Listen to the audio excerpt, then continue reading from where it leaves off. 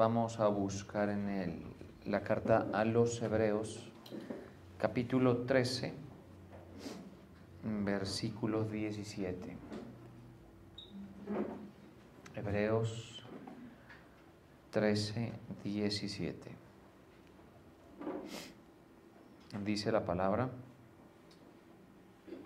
obedeced a vuestros pastores y sujetaos a ellos, porque ellos velan por vuestras almas como quienes han de dar cuenta, para que lo hagan con alegría y no quejándose, porque esto no os es provechoso.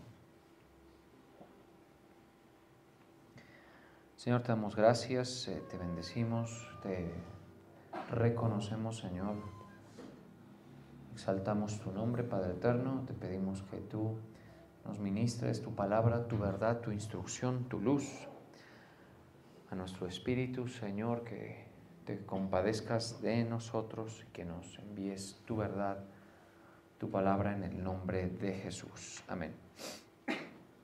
Obedezcan a sus dirigentes y sométanse a ellos, pues cuidan de ustedes como quienes han de rendir cuentas.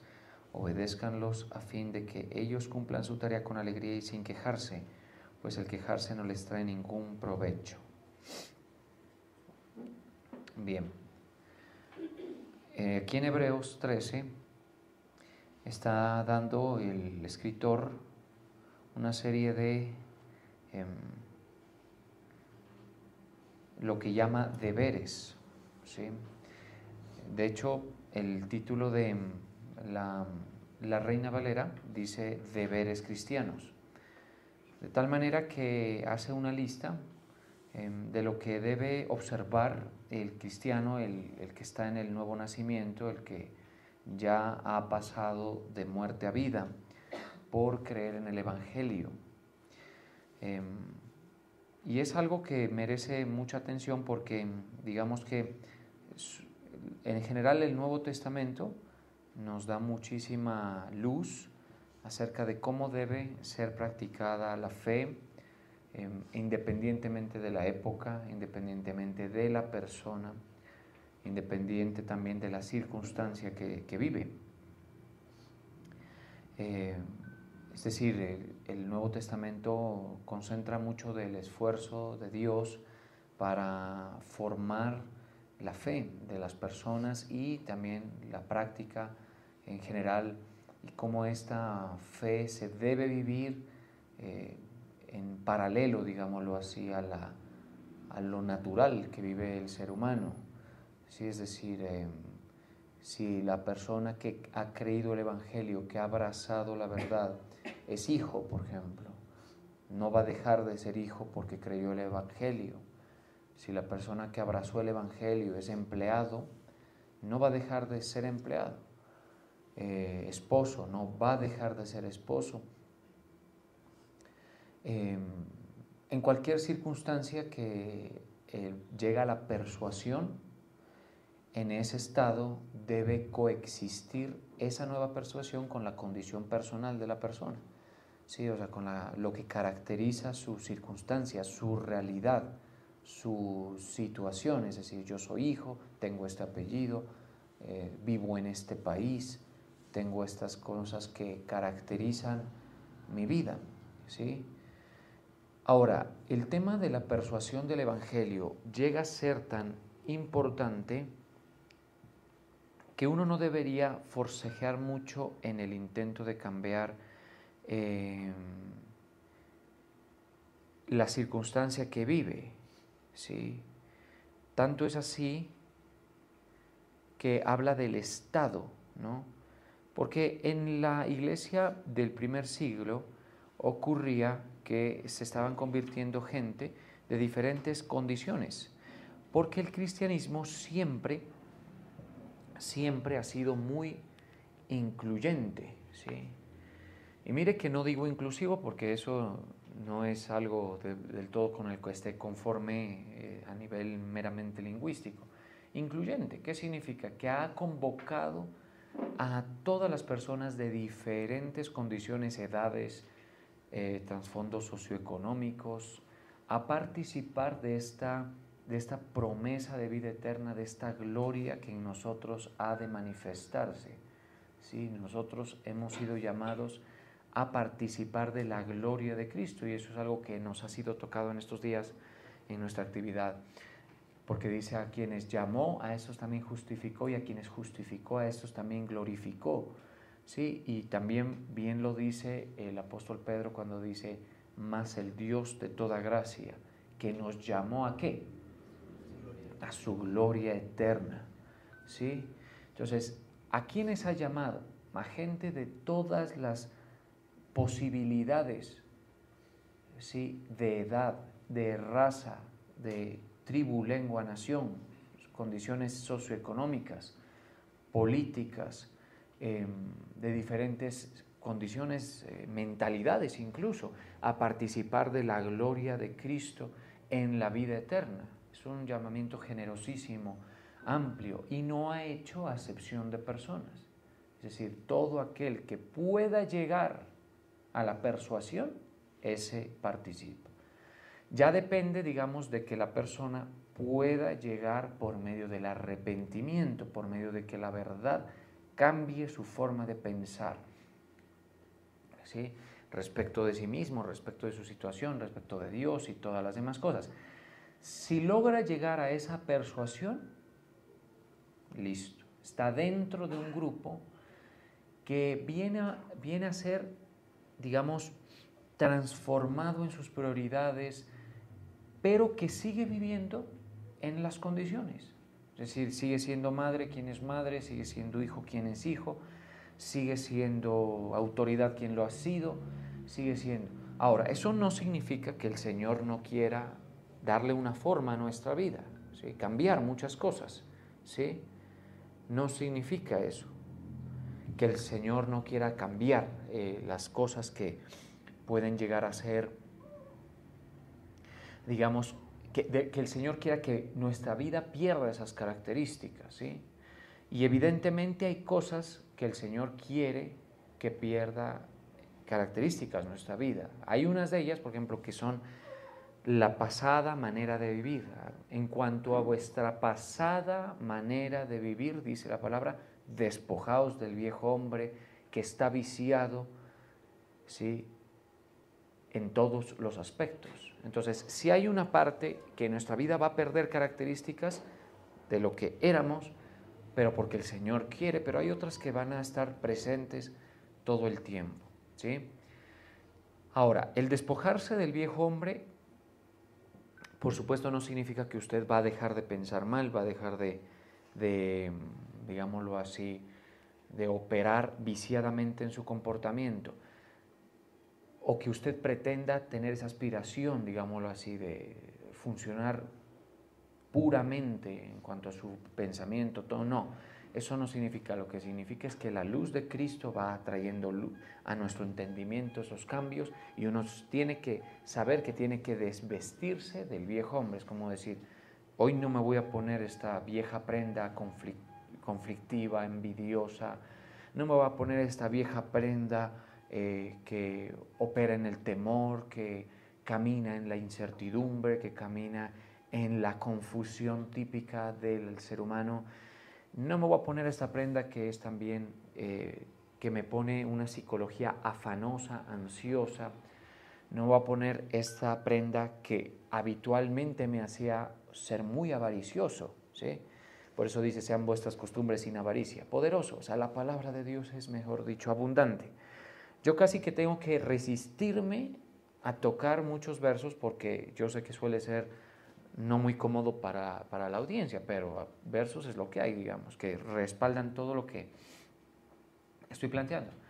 Entonces, cuando ya definitivamente se llega a esa persuasión, pues ya la persona entra en una condición espiritual muy privilegiada, porque va a participar de la gloria de Cristo, obvio, en la medida de que reciba la vida eterna, y dos, en la medida en que por los sacrificios y la obediencia llegue a ser glorificado en la voluntad de Dios.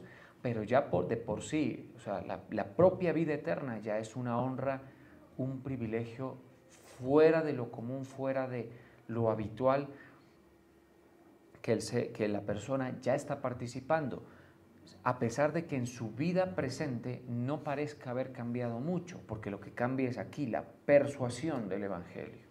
Es la persuasión, por eso nosotros somos persuadidos del Evangelio, es verdad para nosotros, nos ha convencido el planteamiento del Señor. ¿Sí? Puede tomar tiempo. Bueno, tanto es así, tan importante es ese cambio que el apóstol Pablo en 1 Corintios 7 dice: no intenten demasiado cambiar su realidad presente, porque ya su realidad eterna cambió trascendentalmente. Eso lo expresa de la siguiente manera: cada uno, 1 Corintios 7:20, cada uno en el estado en que fue llamado, en él se quede. A ese punto lo lleva, ¿sí? Porque eran llamados esclavos, por ejemplo. Ahí está el caso de Onésimo. Bueno, el caso de Onésimo, si se ven unas cosas en la vida de él y con su amo Filemón que realmente son de considerar. Pero a la iglesia llegaban esclavos, llegaban mujeres. El Evangelio de Cristo comenzó a persuadir a la nobleza femenina de Roma. Eso es bien interesante. Los historiadores romanos registran un creciente interés en la doctrina que hoy predicamos, basada por supuesto en el puro evangelio de nuestro amado Señor Jesucristo, de la élite o nobleza femenina de Roma, ¿sí? En parte, primero, porque pues el evangelio es algo que bien explicado, bien planteado y bien presentado, es una idea bastante refinada, muy, pero muy coherente. Explica muy bien la condición humana. En parte es eso. O sea, el Evangelio no es para avergonzarse. El Evangelio, digamos, medianamente entendido y el Evangelio medianamente comprendido es el Evangelio que en tu mente te lleva a tener unos vacíos que te hacen sentir inseguro de lo que estás creyendo. Pero cuando profundizas, te metes a la filigrana de la doctrina del Señor, de la historia bíblica y de toda la revelación que nos ha sido concedida en las Escrituras, lo más probable es que el Evangelio por sí mismo lo convenza. Si usted tiene la fe, por supuesto, pero no tiene que estar peleado con la intelectualidad, para nada. Entonces, las mujeres de la élite romana, algunas obviamente, no todas, pero hubo ese patrón, digamos, los historiadores registran un interés de ellas y que parte de la iglesia era conformada por estas personas, aún a veces en secreto, porque había ese conflicto, ¿no?, político y social que podría llevar a estas personas pues a una cierta, digámoslo así, contradicción.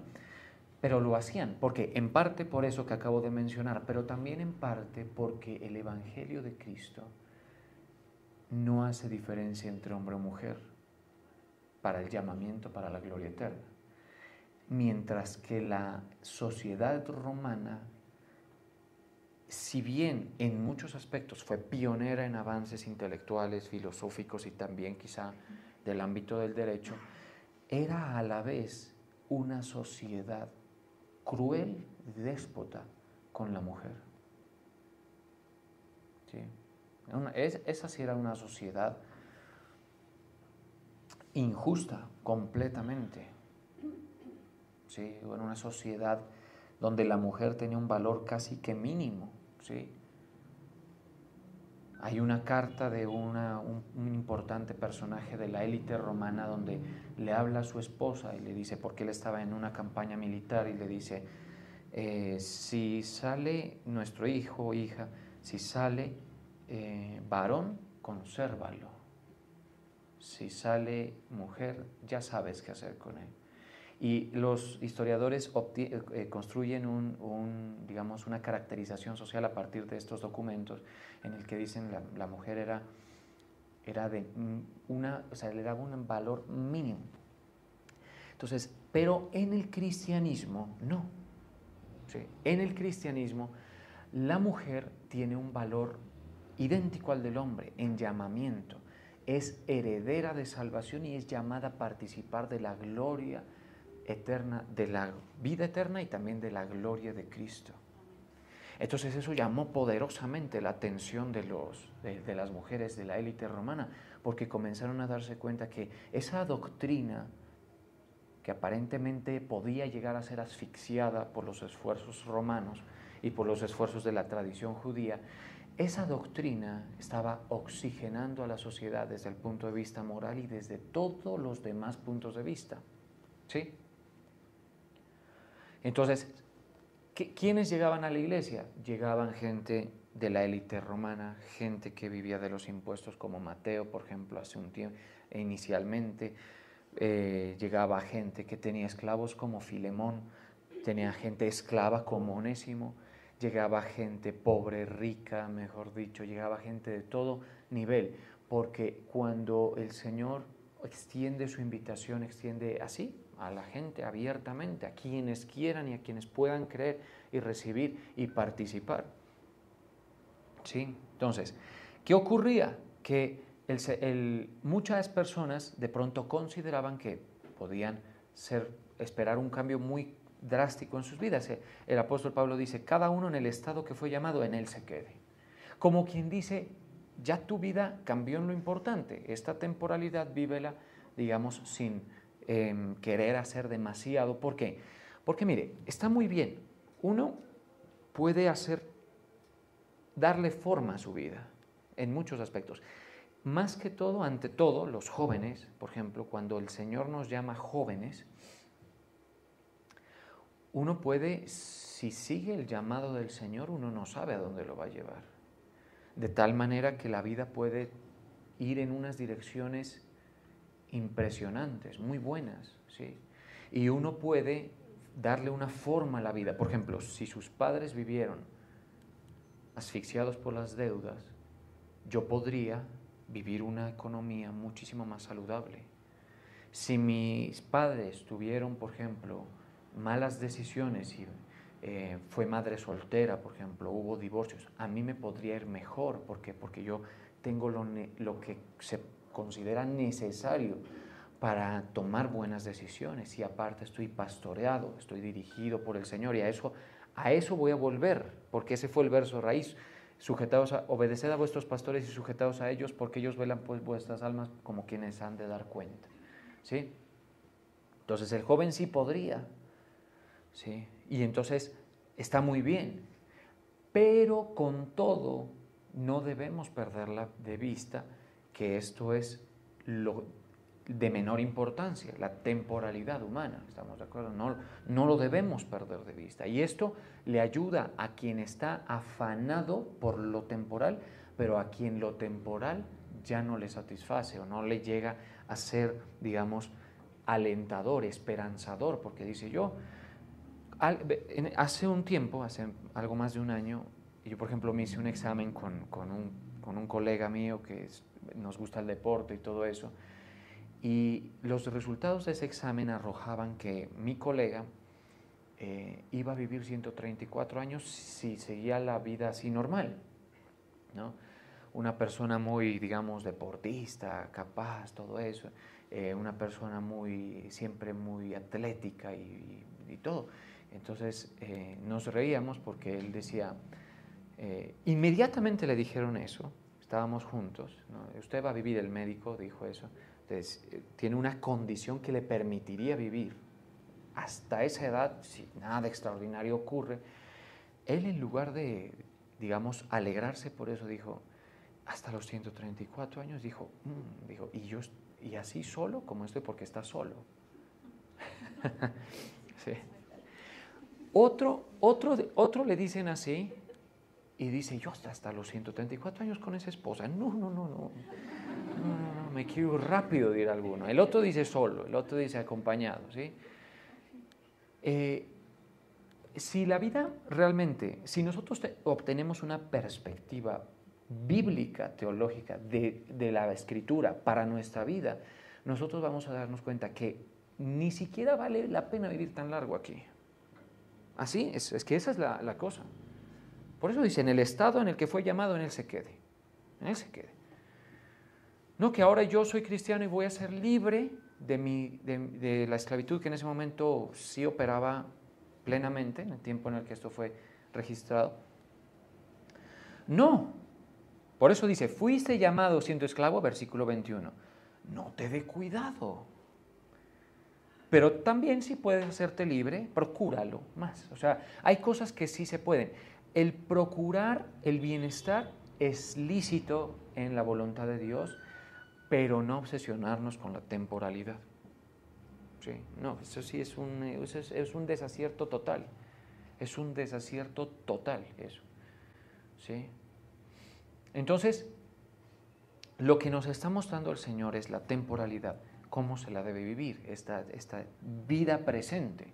Ahora, si usted, por ejemplo, tiene una molestia, diga usted, en alguna parte de su cuerpo, un dolor y todo eso, y el Señor no ha, o sea, usted no ha visto, digamos, como ese favor de Dios de operar sanidad, pues también le aseguro que no va a querer vivir tan larguísimo con dolores, molestias, no sé, ¿sí? Pero el bienestar sí se debe procurar, ¿sí? Balanceemos el asunto. Lo cierto es que, dice, en el estado en que fue llamado, en él se quede, porque el persuadido, sea que venga de la esclavitud, que venga de la riqueza, de la nobleza, de la élite, de una cosa, de la otra, como Constantino, por ejemplo, Constantino, emperador Constantino, aparentemente se convirtió realmente al cristianismo, y uno lo que ve, pues, que un tipo que todo lo que logró y la riqueza que ya de por sí podía llegar a tener, lo puso en servicio de las cosas del Señor, ¿sí?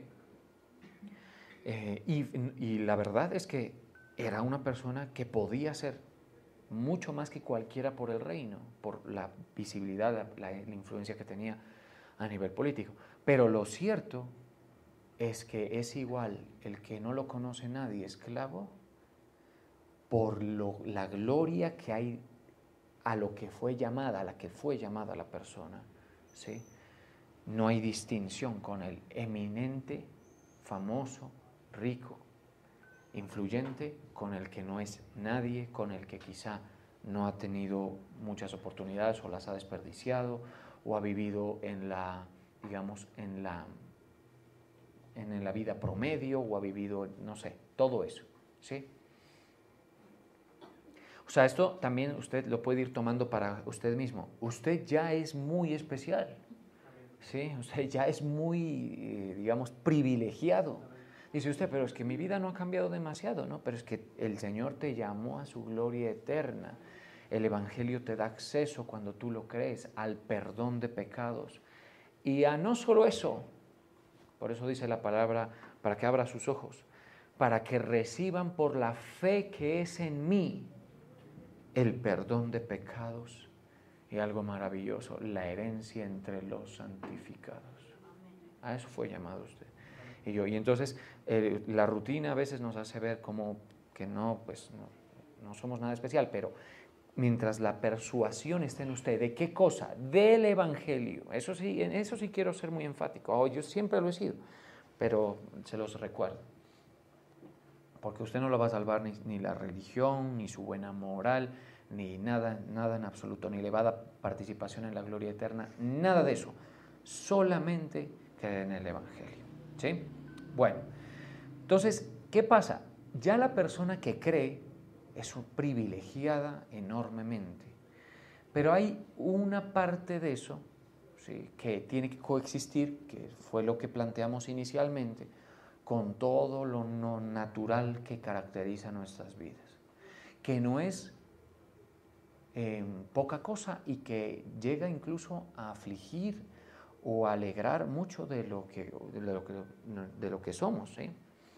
El apóstol decía en estos días que una cosa es el gozo que podemos obtener, por ejemplo, de la sonrisa de un hijo, de las gracias que te hace un bebé, o de, digamos, de un buen salario, o de quizá comprar algo que querías comprar, que todo eso nos alegra. Tenemos que ser honestos. Todo eso es alegría, el calor del abrazo de la esposa, el apoyo de la familia, qué sé yo, un ascenso, todo eso alegra. Pero otra muy diferente es el gozo de la salvación. ¿Sí? Pues, ¿qué ocurre en nosotros habitualmente? Nosotros operamos mucho en lo que la temporalidad determina. Si la temporalidad determina estar feliz porque yo tengo mi hogar, porque yo tengo mi ascenso, porque yo tengo mi ingreso, porque yo pude comprar el carro que quería, porque pude vivir en la casa que quería, no me siento contento. Pero eso no es nada más sino, digamos, una inmadurez frente a los conceptos del Evangelio. Ahora, eso está bien, si usted lo tiene, disfrútelo, ¿sí? Pero sabe una cosa, en la medida que usted crece espiritualmente, es pastoreado y se acerca a los años de insatisfacción, que para allá vamos todos, ¿sí? Lo único que lo puede sostener es el gozo de la salvación. Usted va a decir, bueno, ya, voy acercándome a mi ocaso, pero yo soy salvo. Yo tengo participación en la gloria eterna de mi amado Señor Jesucristo. Eso solo le pasa al que la tiene clara, al que tiene la verdad del Evangelio ya dentro de él, que en otras palabras es el persuadido. Ahora, la temporalidad el Señor ha provisto el manejo para eso. Está precisamente en Hebreos 13, 7, que dice, no, perdón, ¿dónde fue que citamos? Sí, en 13, Hebreos 13, 17. Obedeced a vuestros pastores. ¿Qué rol entonces cumple el pastor o los pastores en la vida de los persuadidos del Evangelio? Manejar con la visión del liderazgo, con una visión, si se quiere, hasta paternalista o maternalista, según sea el caso, manejar con la visión clara de la verdad, la temporalidad y la eternidad de las personas. Mire qué labor más importante que esa, ¿sí? Y de responsabilidad, por supuesto. O sea, este verso es uno de los que a la oveja lo exhorta como un deber, porque lo que leíamos al principio es que todo esto se hace parte de los deberes cristianos. Este es su deber. Si usted es persuadido del Evangelio, esto de Hebreos 13, 17 no es su opción, es su deber. ¿Sí? Por eso es que es una muy mala jugada oponerse a esta verdad. O sea, yo soy oveja tanto como soy pastor. Y a mí esto me exhorta en ambos sentidos. ¿Estamos de acuerdo? La palabra de Dios viene a ponernos en problemas a todos, en el sentido en que nos deja un concepto. Quien quiera lo toma y quien quiera lo deja. Y muchas personas van a vivir un supuesto cristianismo sin sujetarse a pastores, sin sujeción con una iglesia local, ¿sí? Por eso muchas veces la gente le encanta, por ejemplo, los canales de televisión cristianos, o quizá ahora pues el YouTube y todo eso, ¿no? Porque eso elimina la sujeción. Ni siquiera en la interpretación de lo que estás escuchando puede haber pastoreo. Y eso es peligrosísimo. Por eso es que hay tanto descarrío, por eso es que hay tanta apostasía hoy, ¿sí? O sea, porque no hay sujeción a la palabra. Pues la palabra le dice a usted, independientemente que sea esclavo, libre, rico, pobre, negro, blanco, hombre o mujer, le dice, sujétate a tu pastor y obedécelo. Eso le dice, ¿sí? Porque ¿sabe qué va a hacer el pastor? Va a conocer su caso. Entonces ya el pastor, y eso me pasa con muchos de ustedes, o sea, y obviamente es algo que el Señor ha gestionado, ha planteado.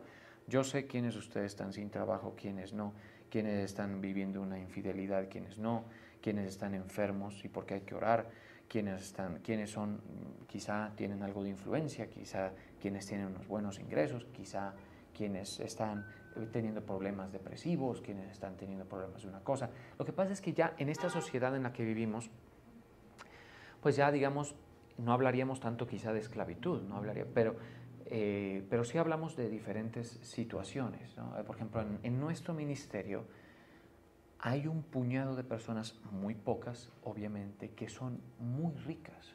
Hay dos o tres casos de ese tipo, ¿sí? Muy ricas. Y pastorear a un rico solo lo puede hacer un pastor muy espiritual. ¿Sí? Porque si no, el rico se vuelve el interés del pastor por ser rico. ¿Sí? O sea, el pastor tiene que tener, y eso es algo obviamente que el Señor ha formado en nosotros, mucha sobriedad para tratar con la valía que tiene el salvo, así sea pobre, y tratar al rico con la valía que tiene el rico, no por ser rico, sino por ser salvo. ¿Estamos de acuerdo? Por venir a la gloria eterna, porque la gloria de los hombres, de esos 3 o 4 o 5 ricos que hay en el ministerio, que ustedes quizá no los conocen, sí, eso es nada frente a la gloria del llamamiento de Cristo, a la gloria que fuimos llamados en la vida eterna. ¿Lo creemos? Sí. Nada. Pero manejar al rico es complicado, porque el rico cree que puede comprar la visión del pastor, cree que puede con sus aportes dirigir la visión del cuerpo, cree que puede con sus aportes ser tenido más en cuenta que los demás. Complicado, ¿sí? Pero ¿qué hace un pastor con preparación, con delegación y con, digamos, integración a la visión bíblica? Lo maneja magistralmente, porque el rico podría perderse si no tiene a su pastor, tanto como el pobre puede perderse si no tiene a su pastor velando por su alma. ¿Estamos de acuerdo? Porque el pastor lo que hace es coger al esclavo y tratar la situación del esclavo, coger al rico y tratar la situación del rico, coger al influyente y tratar esa situación. ¿Sí? El pastor entonces se vuelve la persona, pues todo usted lo dice, pero a usted le conviene decir todo eso. No, hermano, yo a duras penas estoy despierto hoy. Estamos cansados, todos la hemos pasado muy rico, el Señor nos ha bendecido poderosamente, pero si usted me pone, usted me dice a mí, es que usted viene preparado. No, hermano, yo estoy fresco, tranquilo, déjeme tranquilo. ¿Sí? Sí. Créame que si yo pudiera evitar decir esto, lo evitaría. Sí. El pastor es la persona más importante para el salvo.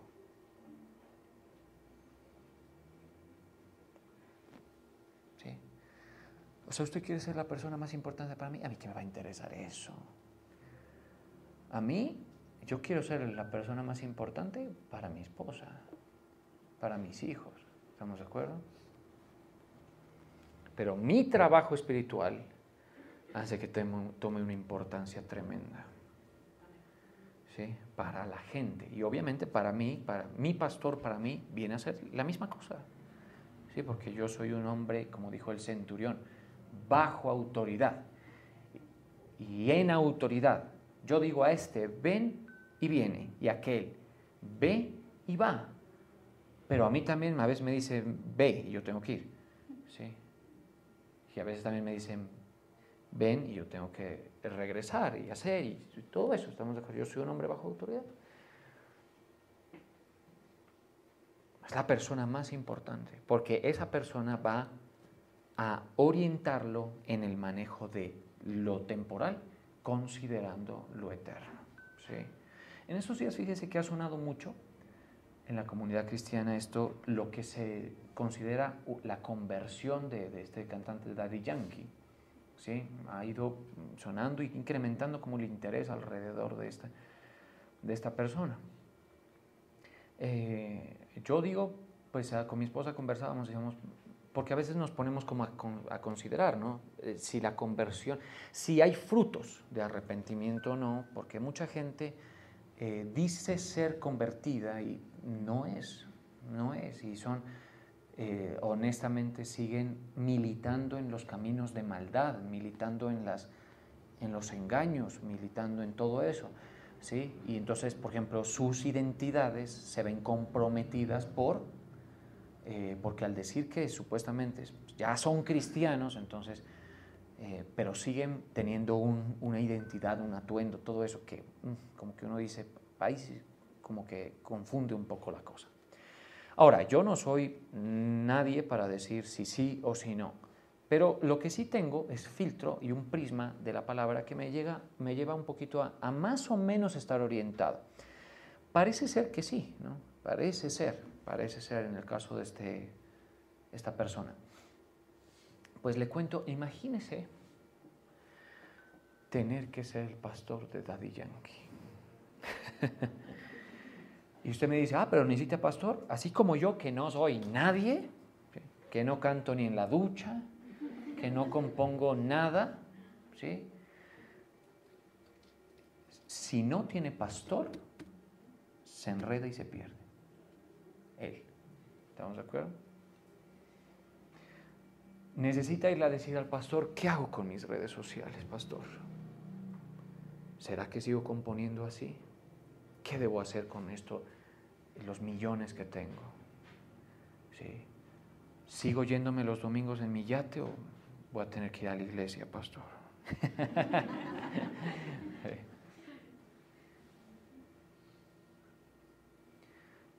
Y si hay verdadera persuasión, y si de verdad se sujeta a la palabra, porque el salvo no se sujeta al pastor primero se sujeta a la palabra y por la palabra se sujeta al pastor. Entonces, si hay eso, entonces le va a decir, sí, tienes que congregarte y tienes que volverte discípulo y tienes que obedecer en sacrificio y tienes que manejar, ¿sí? Y tienes que dejar de ser, porque en ese medio obviamente se presta para la promiscuidad, se presta para todo, ¿sí? La fama, todo, tienes que manejar, y comienza a manejar la temporalidad de Daddy Yankee, porque Daddy Yankee, al igual que usted y yo, y si quiere me pongo primero yo para que no se ofenda, que uno no es nadie, que no lo ve nadie, que no ha hecho, mejor dicho, que no tiene cuentas acaudaladas, que no tiene nada, que lo pasa bien así con su nivel, ¿no? Está establecido que el hombre muera una sola vez y después de eso el juicio, sea Daddy Yankee, sea usted, sea yo, cualquiera. ¿Sí? ¿Se da cuenta que la temporalidad ya no tiene tanto peso? ¿Se da cuenta? Ahora, usted y yo, si nos preguntáramos, dijéramos, no, pues qué rico vivir como él, sí, pero tiene que ser pastoreado. Ahora, todo lo que yo he sentido decir, pues se ha ampliado mucho más, ¿no? El Señor me está ministrando a ampliarlo mucho más. ¿Qué pasa cuando en el cuerpo de Cristo hay gente que no entiende el rol de pastor ni no se percibe como oveja? Pues ya entran los conflictos, ¿no? Que es lo que está aquí escrito. Dice, velan por vuestras almas como quienes han de dar cuenta. Y en efecto hay que hacerlo. O sea, uno va a dar cuenta por cada uno de ustedes en cuanto a lo que se les debió decir y no se les dijo, en cuanto a lo que se les debió hacer ver y no se les hizo ver como pastores, ¿sí? Independientemente, insisto, me gusta mucho porque hemos ido considerando el caso, por ejemplo, de Onésimo, que es un esclavo, o fue un esclavo, y hasta llegamos hasta el caso de esta persona, que es el papá de los pollitos en el tema de los reggaetoneros y eso, el Daddy Yankee, ¿sí?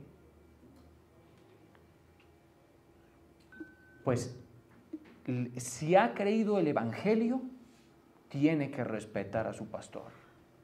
Y si ha creído eso, entonces tiene que sujetarse a su pastor. Entonces, el pastor de él va a dar cuentas por él. Imagínese eso. Duro. Bien. Pero dice aquí, para que lo hagan con alegría. ¿Sí? O sea, a veces uno se da cuenta, y esto es algo de lo cual yo no quiero sonar en un tono de reproche. Hay discípulos que a uno lo único que hacen es ponerlo a quejarse, porque no le comprenden. Es como aquel hijo que siempre hay un hijo o dos quizá en la casa que es un hijo que como que no entiende, como que no interpreta bien el sentir del papá o de la mamá, ¿cierto? Por lo general, ese hijo lo que más fácil saca son quejas de uno como padre. Es que este man, es que este no, es que este hijo está... Sí, ahora, hay una edad donde eso es más que natural y hay que vivir con eso y no hay problema. La cosa es cuando, digamos, pasa un cierto tiempo. El hijo, la verdad, inteligente, y es un hijo que sabe interpretar o interpreta bien el sentir del padre, de la madre, y sabe una cosa, no les es carga, no les es carga, ¿sí? Yo por lo menos digo, no sé si considerarme inteligente o no, pero yo gané rapidito la confianza de mis padres, rapidito. La gané rápido. A mí mis papás, aquí está mi esposa, no me deja mentir. Sí, desde joven, desde chiquito, sí. Como que fui, no que no tuve tropiezos, pero digamos que los superé rápido. El entenderlos y en hacerlos sentir cómodos con mis decisiones, cómodos con mis horarios, cómodos con mis cosas, con mi confianza, con la confianza, ¿sí? Y eso es algo que yo no sé, seguramente un par de quejas tendrán, pero en general ellos dirían, no, pues, o sea, no lo hago quejándome, ¿sí? No hago lo que digo quejándome como padre. Cuando los hijos pasan cierta edad y siguen haciendo que sus padres se quejen, estamos frente a una persona, el hijo, torpe, casi que, perdóneme, casi que tonto. Así es.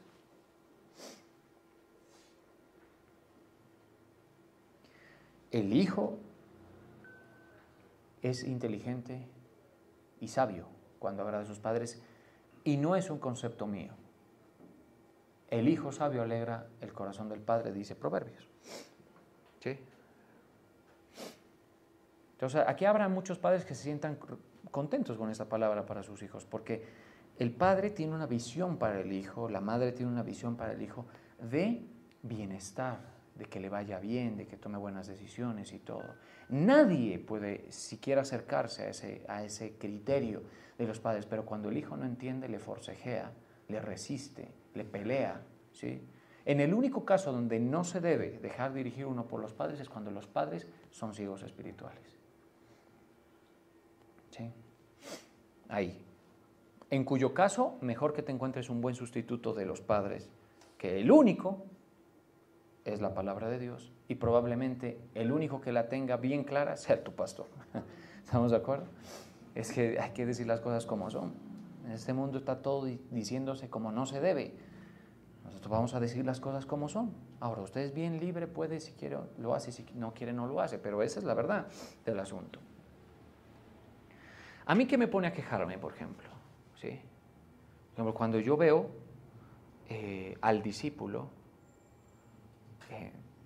siendo testarudo con las motivaciones, llamados, orientaciones que la palabra nos lleva, ¿sí? Entonces uno dice, este man, no es provechoso para mí y tampoco es provechoso para el alma del discípulo. ¿Estamos de acuerdo?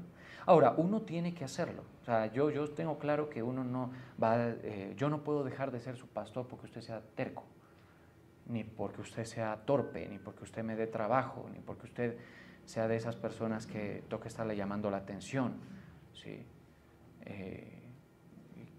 Porque mucha gente, y con el debido respeto lo digo, no sabe por dónde es puerta, en el sentido de que cómo se llega a una posición y a una conducta sostenible que permita y garantice una correcta militancia en el camino del Señor, heredar promesas, porque eso sí, papá, el pastor, ¿sí?, te puede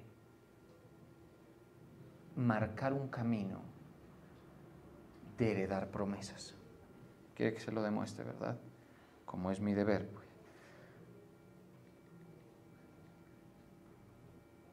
A ver. Mire lo que dice Hebreos. Es que Hebreos, mejor dicho, hermano.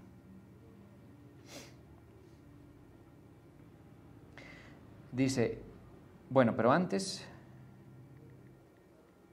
de ir a Hebreos, vamos a ir a... no, es que también está en Hebreos, mire qué poderoso, ya estoy olvidado de todo eso.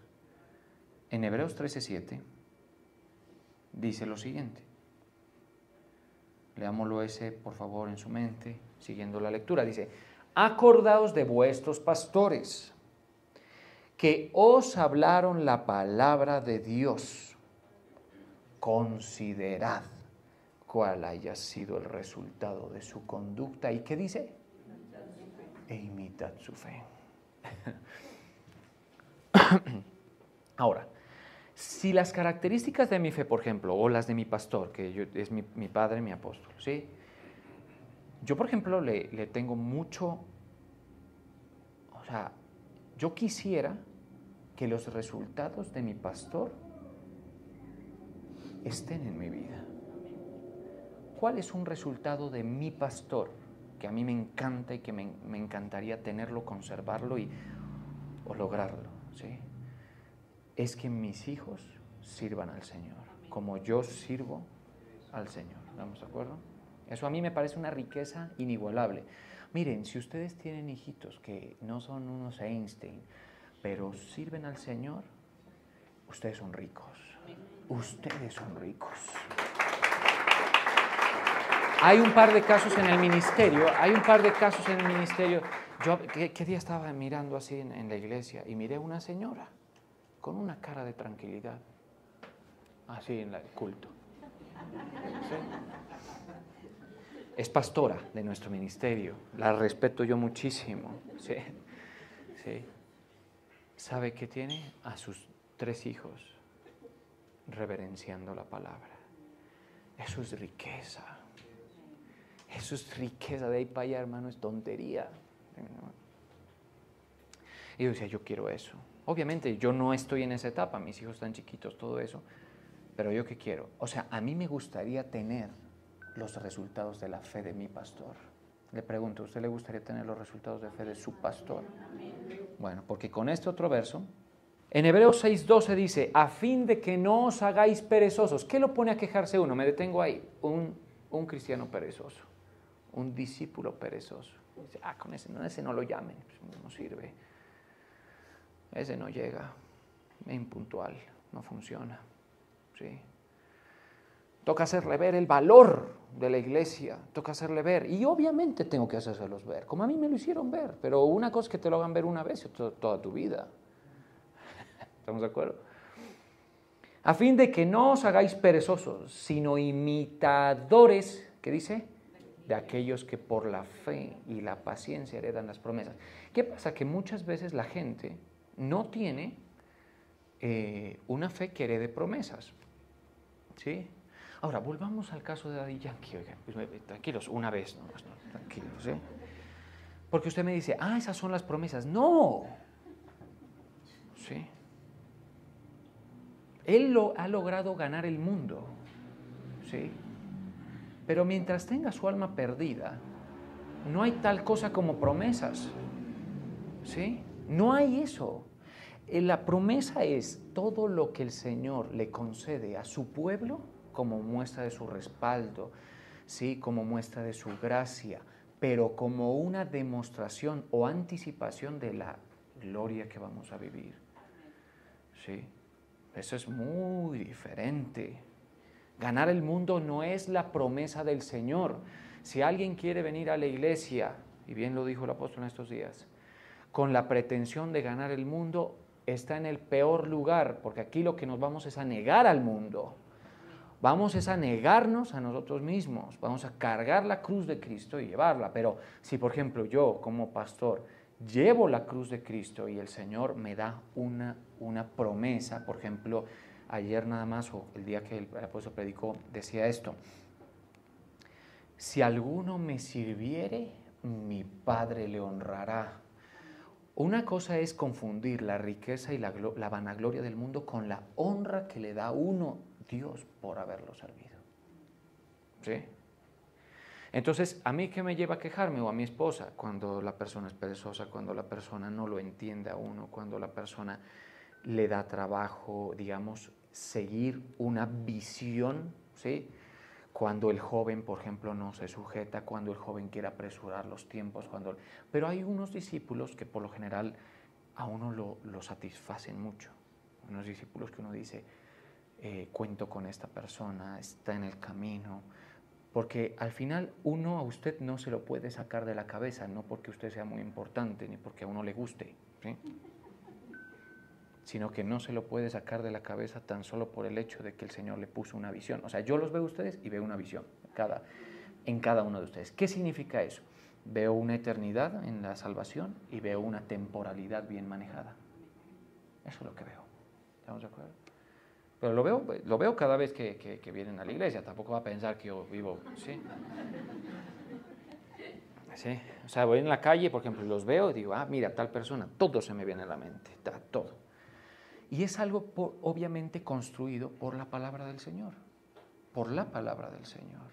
La palabra del Señor le da a uno el criterio de qué se puede esperar. Bueno, si eres esclavo, obviamente quizá no podemos esperar demasiado que tu vida cambie, pero si eres pobre, la pobreza tiene muchas explicaciones, ¿no?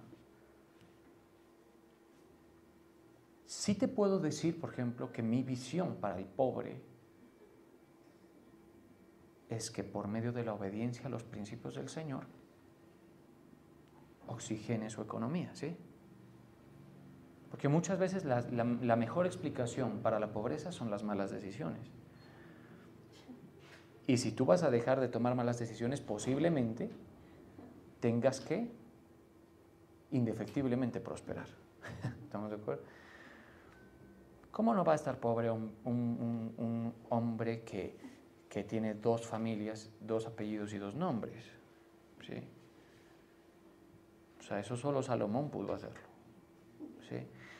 En general, uno le toca vivir. Quitas los desaciertos y posiblemente prosperes. Posiblemente. Pero también puede ser que tengas una condición que, digamos, pues o sea, el apóstol lo dice, voy a usar sus palabras para no sonar ofensivo. Hay gente que no da para más. ¿Estamos de acuerdo? Por su psicología, por la forma en que piensa, ¿sí? Entonces es complicado el asunto. Pero entonces, o sea, lo que yo siento respecto a esta palabra es llevarlos a observar este verso. Hijos no sean ocasión de queja para sus padres. Y discípulos, procuren no ser ocasión de queja para sus pastores. Procuren no ser ese discípulo que le produce queja. ¿Estamos de acuerdo? Porque la queja del pastor es como una queja, si se quiere, en un sentir espiritual de Dios. ¿Por qué? Porque se está oponiendo a una visión de Dios para él. ¿Estamos de acuerdo? Se está oponiendo a eso. De hecho, qué poderoso, hermano. Esa canción que el ministerio sacó, que dice, Moisés a lo alto subió y no regresó. Ahora pues levántate, le habla Josué. Jehová está hablando, le dice. Ellos han murmurado contra Moisés y Aarón. ¿Sí? El gran problema del pueblo de Israel era que todo el tiempo tenían a Moisés quejándose. Este pueblo no funciona, este pueblo. Y al mismo tiempo intercedía, pero a Moisés le dio bastante trabajo. Yo, por ejemplo, no puedo entrar en ese rol de queja y quiero evitarlo, porque yo sé que yo voy a ser su pastor mientras el Señor lo permita, hasta el último. ¿En qué sentido? O sea, yo no voy a, por usted ser terco, dejar, no. Lo mejor que tengo que ponerme un mindset, digámoslo así, una configuración mental de serlo cada vez que tenga que serlo, esperar que entienda todo el tiempo, ¿sí? Sin dejarme llevar por la presión de quejarme del discípulo, porque yo pierdo también cuando me quejo. Moisés perdió por eso, ¿sí? Entonces yo no debo, digamos, seguir esa senda, pero no crea que, o sea, pero si usted se propone ser el discípulo que sigue el liderazgo de su pastor, le aseguro que le va a ir muy bien. ¿En cuanto a qué? En cuanto a la parte espiritual y en cuanto a la parte temporal. O sea, se va a poder manejar todo eso. Amén. Vamos a orar.